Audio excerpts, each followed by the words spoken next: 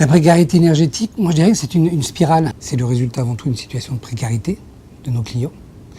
Des gens qui se retrouvent dans une situation de précarité, il y en a de plus en plus aujourd'hui avec l'effet crise. Et ensuite, ces gens qui sont devant des dépenses contraintes déjà élevées ont forcément à faire face à des difficultés de paiement de leur facture d'énergie. Donc concrètement, ils sont dans des habitats, vous savez, dont certains sont des passoires thermiques.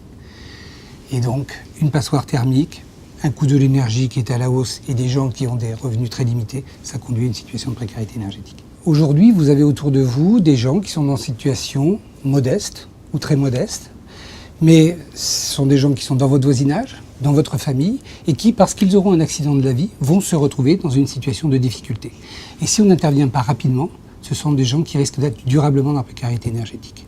D'où l'enjeu d'intervenir très vite auprès de ces personnes. La précarité énergétique concerne 4 millions de foyers en France, mais avec une grande diversité de situations. Ah, c'est qui ?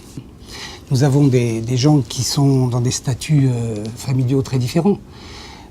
La moitié sont des retraités. On a 17% de familles monoparentales. Il est évident que les solutions à leur proposer ne sont pas les mêmes.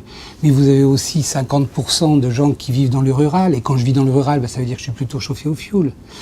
Et puis, vous avez également des gens qui sont pour moitié propriétaires occupants de leur logement, mais qui n'ont pas les moyens de réhabiliter. L'évolution de la précarité énergétique, on peut difficilement la mesurer avec les chiffres que l'on a à l'externe, parce que la dernière enquête que l'on a, c'est celle de l'INSEE, elle date de 2006. Il y en a une autre qui est en cours actuellement, dont on n'a pas les chiffres. Ce que l'on peut mesurer en revanche chez nous, c'est l'action de nos conseillers clientèle. Nos conseillers clientèle ont donc une formation spéciale pour accueillir les gens en difficulté. Et à ce moment-là, ils proposent des solutions adaptées. Ils l'ont fait 200 000 fois en 2011, ils l'ont fait 300 000 fois en 2012. Donc vous voyez bien qu'il y a une augmentation significative du nombre de gens qui se retrouvent en difficulté.